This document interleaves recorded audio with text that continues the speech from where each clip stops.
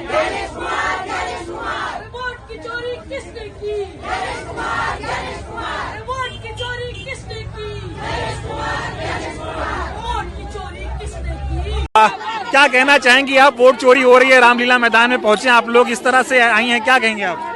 देखिए, आज भारत देश की जनता की निगाहों में सबसे बड़ा अगर कोई गुनहगार है तो कैदी नंबर 420 ज्ञानेश कुमार है।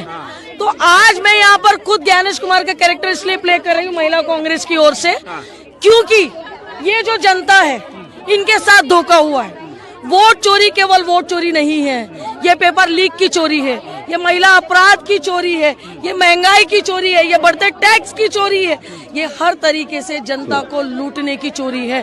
वोट चोरी जो होती है वो इस देश में एक सबसे बड़ा अपराध है, सबसे बड़ा अपराध है। ये क्या लगता है आपको, वोट चोरी जो हो रही है इसमें सबसे बड़ा हाथ अगर किसी का है तो वो ज्ञानेश कुमार है? ज्ञानेश कुमार जिसके इशारों पे नाच रहे हैं, तो ज्ञानेश कुमार की अक्ल अभी भी ठिकाने आ जानी चाहिए कि उनको समझना चाहिए कि अब भी अगर वो नहीं सुधरे तो यही जनता उनके गले में बेड़ियां डाल करके पूरे चौक चौक पर के घुमाएगी। नहीं, सवाल पूछा जाता है चुनाव आयोग से, ज्ञानेश कुमार तो कुछ बोलते नहीं है, जवाब बीजेपी देती है, इस पे क्या कहेंगे? देखिए, ज्ञानेश कुमार जो है वो चुनाव आयोग के हैं, बराबर है।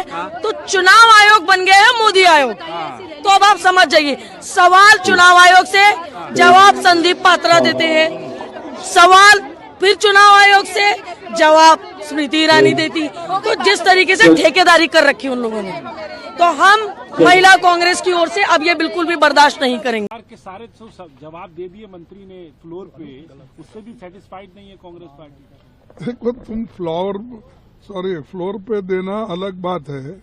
फ्लोर पे हमने जो पूछा उसका जवाब नहीं दिया, आप अपना ही जवाब दिया, हमारा प्रश्न का उत्तर आपने नहीं दिया, एक।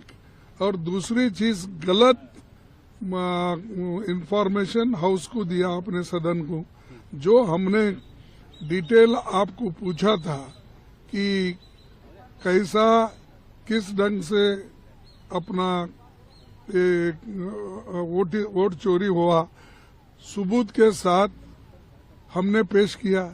राहुल जी ने बात की, और अलंद में और महाराष्ट्र में और अपने हरियाणा में हर जगह जो वोट चोरी करके चोरी की सरकार है, इसको हम लोगों को बताना चाहते हैं। ये जो आज सत्ता पे बैठी है ये चोरी की सरकार है। ये लोग इनको चुने नहीं, ये लोग अपने आप को दबंग के जैसा सब कानून को अलग करके ये बेकानून सरकार है। उस भाषण का फायदा, जो भाषण उन्होंने दिया उसका कोई निष्कर्ष तो सरकार ने उसमें कोई ये तो दिया नहीं कि कोई कार्रवाई की हो।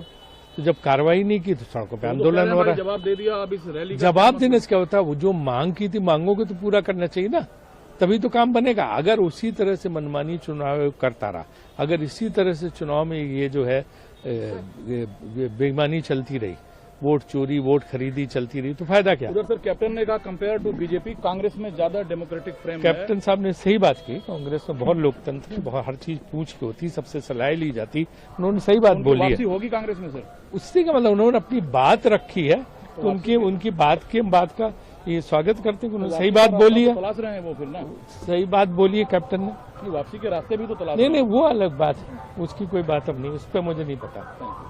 रैलियां कर रही है।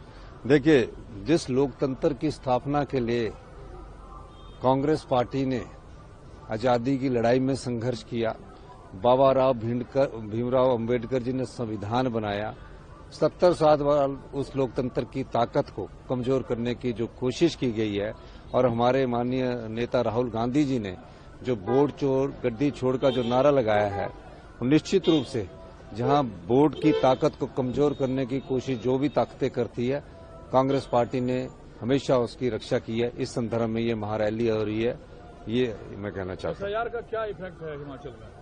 SRI का इफेक्ट जो भी, हमें तो जनता को जागरूक करना है। SRI का ही इफेक्ट होगा।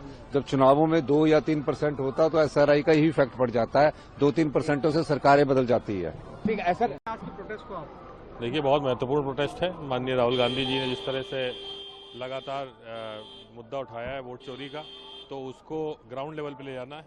इसीलिए पूरे देश भर से, हर प्रदेश से लोग आ रहे हैं यहाँ पे।